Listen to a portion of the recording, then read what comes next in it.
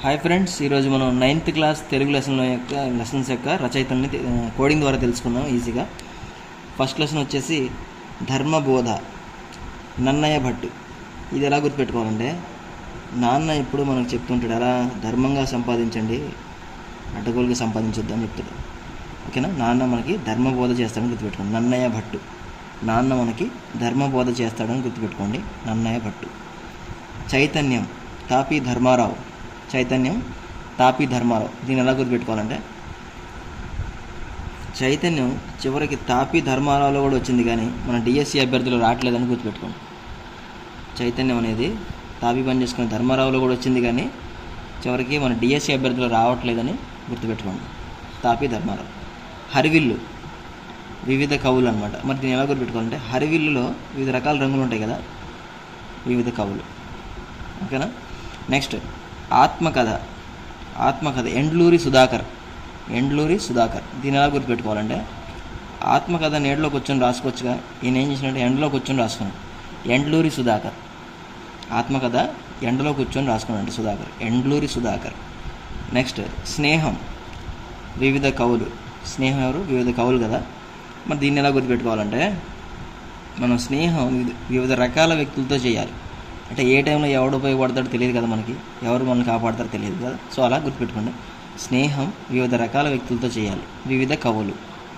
Next తీర్పు, జంధ్యాల పాపయ్య శాస్త్రి.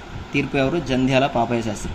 దీన్ని ఎలా గుర్తుపెట్టుకోవచ్చు అంటే, తీర్పు చెప్పడం ద్వారా పాపాలు చేసిన వాళ్ళని మనం ఏం చేయొచ్చు? శిక్షించవచ్చు అని గుర్తుపెట్టుకోండి. తీర్పు చెప్పడం ద్వారా పాపాలు చేసిన వాళ్ళని శిక్షించవచ్చు అని గుర్తుపెట్టుకోండి. తీర్పు, పాపం. జంధ్యాల పాపయ్య శాస్త్రి.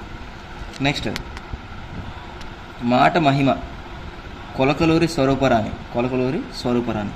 దీన్ని ఎలా గుర్తుపెట్టుకోవచ్చు అంటే,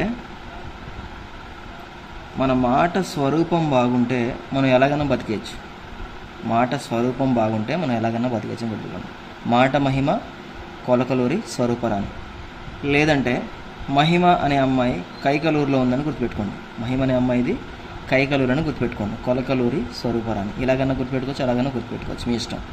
నెక్స్ట్ వచ్చేసి ఇల్లలకగానే పి సత్యవతి. ఇది ఎలా గుర్తుపెట్టుకోవచ్చు అంటే, మనకు ఒక సామెత ఉంది కదా, ఇల్లలకగానే పండగ కాదు. ఓకే, పి ఫర్ పండగ కాదని గుర్తుపెట్టుకోండి. సత్యవతి. ఇది సత్యమా కాదా? మరి సత్యమే కదా. ఇల్లలకగానే పి ఫర్ పండగ కాదు, ఇల్లలకగానే పండగ కాదు, ఇది సత్యం. పి సత్యవతి. నెక్స్ట్ రంగస్థలం, తనికెళ్ళ భరణి. మనందరికీ తెలుసు, తనికెళ్ళ భరణి సినీ నటుడు కదా, కానీ అతను రంగస్థల నటుడు కూడా అనమాట. ఓకేనా? అతను నాటకాలు కూడా వేసేవాడు ఇంతకుముందు. అలా గుర్తుపెట్టుకోవచ్చు. రంగస్థలం, తనికెళ్ళ భరణి. నెక్స్ట్ ప్రియమైన నాన్నకు, పింగళి బాలాదేవి. ఇక్కడ ప్రియమైనలో పి ఉంది కదా, ఇక్కడ పింగళి బాలాదేవిలో కూడా పి ఉంది. పి అయిపోయింది. నెక్స్ట్ ఆశావాది ప్రకాశ్రావు. పేరులోనే ఉంది కదా, ఆశావాది రచన. ఆశావాది ప్రకాశ్రావు పేరులోనే ఉంది. ఆశావాది ప్రకాశ్రావు. ఈ రెండు లింక్ చేసుకోండి. ఆశావాది. నెక్స్ట్ ఏ దేశమేగిన ఊటుకూరు లక్ష్మీకాంతమ్మ. ఏ దేశమేగిన అనే లెసన్ ఆల్రెడీ 5th క్లాస్లో ఉంది. దానికి రాయప్రోలు సుబ్బారావు. ఏ దేశమేగిన రాయించుకొని కొట్టారు సుబ్బారావు అని గుర్తుపెట్టుకోమని చెప్పే కదా. సో దీని ఇక్కడ ఏంటంటే, ఏ దేశమేగిన ఊరుకోరు అని గుర్తుపెట్టుకోండి. ఏ దేశం ఎగినా ఇంట్లో వాళ్ళు ఊరుకుంటారా? మనం ఏ దేశాలు తిరుగుతుంటే ఊరుకోరు కదా, అలా గుర్తుపెట్టుకోండి. ఊటుకూరు లక్ష్మీకాంతమ్మ. ఊరుకూరు అని గుర్తుపెట్టుకుంటే ఈజీగా వచ్చేస్తుంది. ఊటుకూరు లక్ష్మీకాంతమ్మ. నెక్స్ట్ నా చదువు, శ్రీపాద సుబ్రహ్మణ్య శాస్త్రి.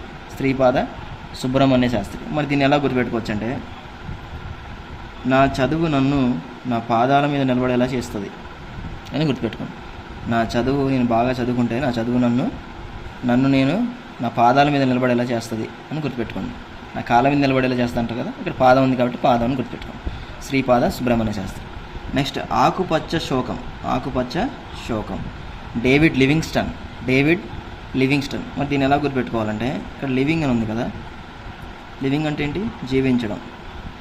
ఓకే, పచ్చగా బతకండి అంటారు కదా, పచ్చగా బతకండి అనేసి అంటారు కదా. ఓకే, పచ్చ, లివింగ్ అంటే బతకడం. ఓకేనా? ఆకుపచ్చ శోకం, డేవిడ్ లివింగ్స్టన్. ఓకేనా? సో 9th క్లాస్లో లెసన్స్ అన్నీ అయిపోయినాయి. Thank you so much.